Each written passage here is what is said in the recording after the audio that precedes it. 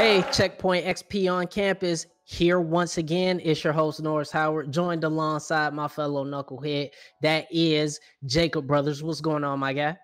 Doing pretty good. How we doing?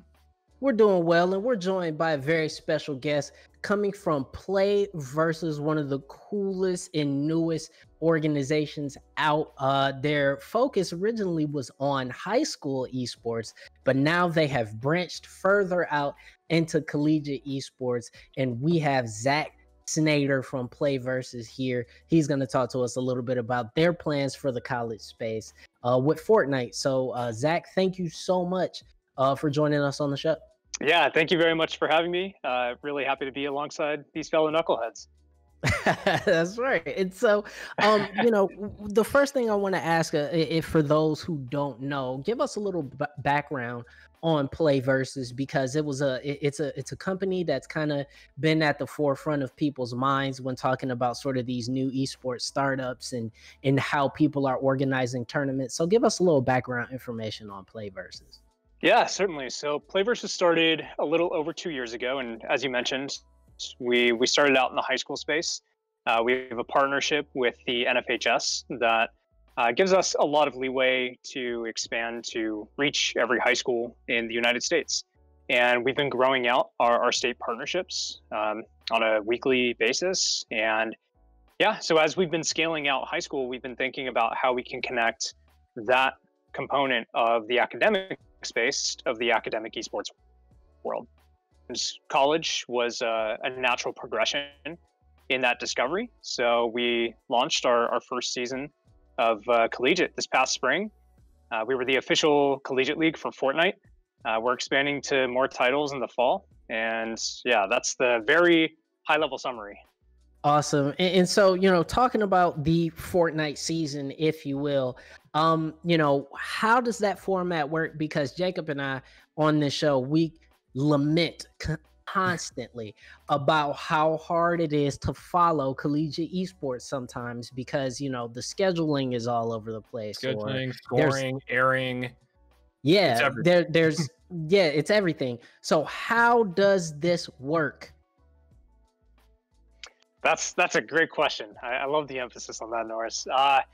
So we ran a national league for Fortnite this past season, and we plan on doing that again for Fortnite.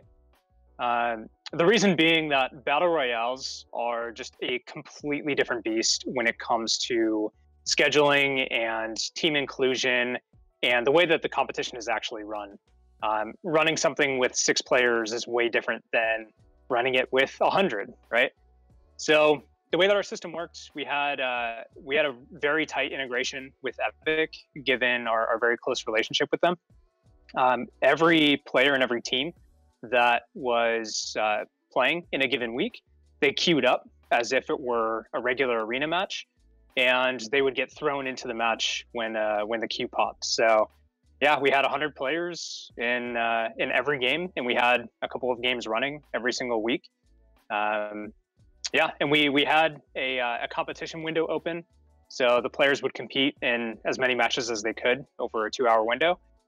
And yeah, we ran duos last season, which obviously doesn't work for this coming season. We're still figuring out if we are going to run duos again or what the format might be. Because FNCS is going to be solos and trios, and there's no duos arena mode. So yeah, still figuring that out. Yeah, one thing that caught my attention, because I was reading through like the game day protocol, which was a really interesting document actually. But I saw that the competitors play like at the school with like someone watching them on the school computers. Do you think that's like combated like cheating, because cheating has been a problem in Fortnite for a while? Do you think that's like combated that entirely, or do you guys ever still worry about that?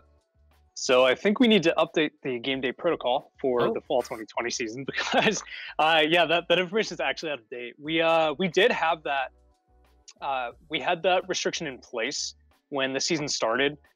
Partly it was a carryover from our high school regulations. Obviously this was our first season running a collegiate league.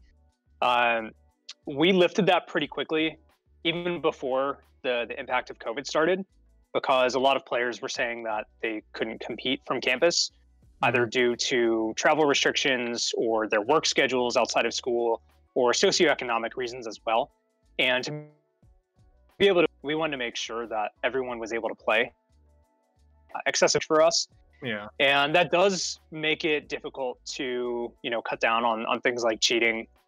And we did run into some instances of that, but we're very lucky, to have a community that's supportive in reporting player issues. We also have a lot of players that do their best to uphold the integrity of the league. And I like to think that most collegiate players, given how tight-knit their communities are, they tend to be, I'd say, more considerate of their fellow player. Mm-hmm. Speaking of that, because when I was reading your guys' website, the integration stuff seemed actually kind of intense in a good way. When it was like, oh, we get to track X, Y, and Z and all of this stuff. So could you talk about like how deeply integrated you guys are, like as far as statistics go? Because it seems like you guys track some pretty intense stuff. Yeah, I mean, on the high school side, we track everything that the APIs allow us to pull. Given the longstanding relationships that we have with publishers and just our approach to building out publisher relationships, we don't do anything as a one-off. Everything that we support is a long-term commitment, and our publishers are bought in the same way. And that's why our leagues are as successful as they are. I mean, the data points on the Fortnite end, we can.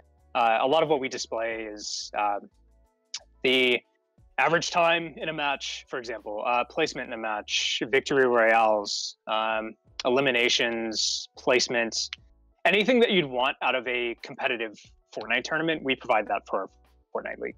Yeah, and that's something that, as reporters, as folks who want to bring more information for this, we really enjoy that kind of stuff, because for the average viewer, to the layman, sometimes it can be really difficult to decide what makes one player better than another player. And when it comes to esports, statistics is incredibly important in learning to differentiate those sort of factors. But right now, we're talking to Zach Snader from PlayVS. Again, they are an organization that helps runs tournaments for the high school and the collegiate space. And I want to ask a very straightforward question to you, Zach. How many schools are we talking about involved? And if you can, which schools are involved at the college level? Because, some listeners and watchers out there may have a team at their alma mater. Yeah, for sure. That's a good question. For the spring season, we had over 120 schools that were signed up.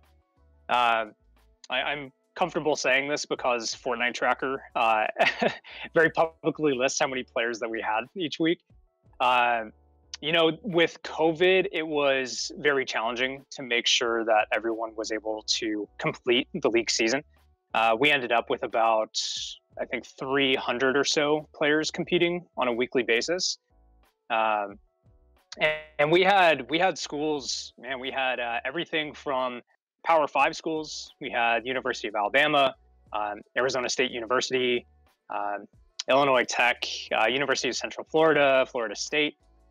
And we had community colleges as well. Chandler Gilbert over in Arizona, they were one of our best competitors. And our champion for the National Collegiate Fortnite Championship, they were from Kirtland Community College in Michigan. So yeah, it's a nursing community college, and there were 2 students from that program.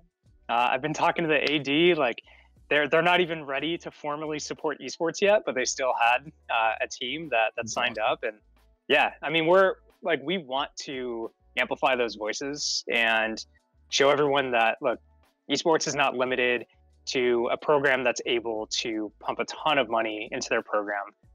Just because you can't get a scholarship doesn't mean that you can't compete, right? I went to, there's a lot of people out there in the college space like that. So we just want to make sure they can play. Yeah, and very briefly, and we're gonna let you go, Zach.